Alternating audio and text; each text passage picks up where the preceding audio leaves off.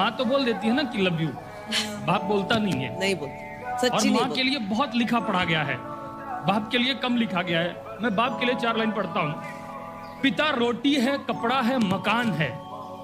पिता नन्हे से परिंदे का बड़ा आसमान है। पिता है तो घर में प्रतिपल राग है। पिता से माँ की चूड़ी, बिंदी और सुहाग है। पिता है तो बच्चों के सारे सपने हैं। पिता है तो बाजार के सब खिलौने अपने हैं।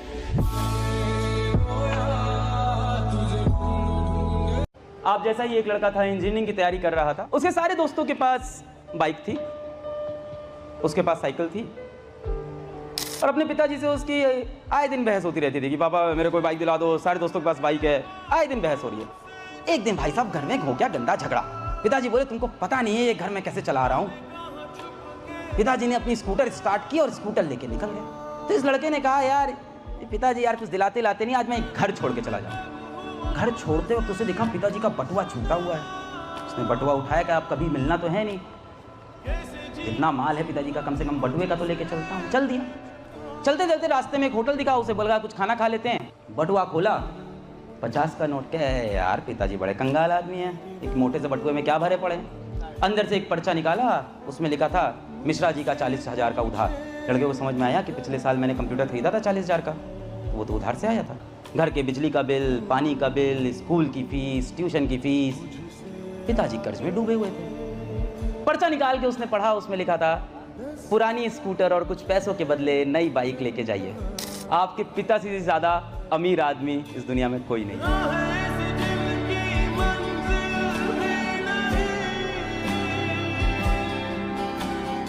जब कोई आपसे पूछने वाला नहीं है कि आप पढ़ रहे हैं कि नहीं पढ़ रहे हैं, जब आपके पिताजी के पास सिर्फ पैसा देने का सामर्थ्य है लेकिन शायद ये पूछने का साहस नहीं है कि आप कर क्या रहे हैं, शायद आपकी मां उतनी विद्वान नहीं है कि वो आपसे पूछ पाए क्या पढ़ क्या रहे हैं, और जब कोई पूछने वाला नहीं होता तब आदमी क्या कर रहा है ये डिसाइड करेगा वो आदमी कितना बड़ा बनेगा।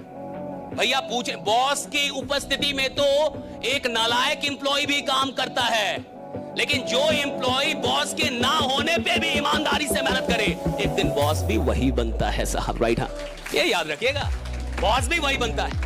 दुनिया वालों बहुत जल्द वो दौर आएगा। अरे दुनिया वालों बहुत जल्द वो दौर आएगा।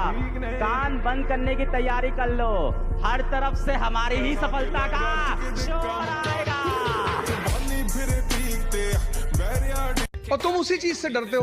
भाई तुम क्लास में टीचर पढ़ा रहा है, तुमने कोई सवाल किया, टीचर ने डांट के बिठा दिया, बदतमीज नहीं किया। बच्चों जैसे सवाल करो, भगा देंगे क्लास। पूरी क्लास हंसने लगी। कितनी आग लगी अंदर कि मास्टर आईएएस बनेंगे, बंद कराएंगे तुमको, कुछ भी हो जाए। तभी तो पढ़ोगे, आग है ही नहीं अंदर। रेस्पेक्ट देना कोई बदनामी नहीं है। आपकी इज्जत में हम झुके हुए हैं, आपने तो गिरा हुआ समझ लिया।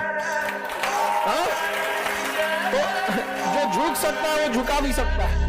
हम भारत वाले हैं, पैर छू सकते हैं तो पैर चला भी सकते हैं। ज्यादा टाइम तो लगता है चला देने में। मुझे अब नींद की तलाश नहीं, अब रातों को जागना अच्छा लगता है। मुझे नहीं मालूम कि वो मेरी किस्मत में है या नहीं, मगर खुद से उसको मांगना अच्छा लगता है। जाने मुझे हक है या नहीं, पर इस एहसास को जीना अच्छा लगता है। कभी हम साथ होंगे या नहीं, पर इस एहसास को जीना अच्छा लगता है। वो मेरा है या नहीं, पर उसे अपना कहना अच्छा लगता है। दिल को भुलाया बहुत पर मानता ही नहीं। जो लोग यहाँ पर किस्मत के भरोसे है ना, एक बात याद रखना, किस्मत साथ तब देती है जब मेहनत हद पार कर देती है। सबसे ज्यादा डेंजरस स्टूडेंट कौन से होते हैं? वो नहीं होते जो बहुत चिल्लाते हैं, जो बहुत लाउड हैं, अपने बारे में बताते रहते हैं। Most dangerous students are the one जो चुप रहते हैं। रिलेटिव्स ताने मार रहे हैं बट वो रिएक्ट नहीं कर रहे। पेरेंट्स उनकी बोल रहे हैं पढ़ लो, एक्सपेक्ट कर रहे हैं, बट वो इस एक्सपेक्टेशन से पूछते नहीं। उनके जो दोस्त लोग हैं उनको देख के कंपैरिजन होता है, बट वो उस कंपैरिजन से जलते नहीं, क्योंकि उनको पता है जो रियल पावर है ना वो रिएक्शन देने में नहीं है। Real power comes with control. लोग तो बोलेंगे कि तेरा नीट नहीं होगा, तेरा जेई नहीं होगा, तू नहीं कर पाएगा, तूने फालतू में ड्रॉप ले लिया, पेरेंट्स के पैसे बर्बाद हो रहे हैं। बट डेंजरस स्टूडेंट वो है जो इस टाइम पर भी फोकस रहे, पढ़ाई करता रहे।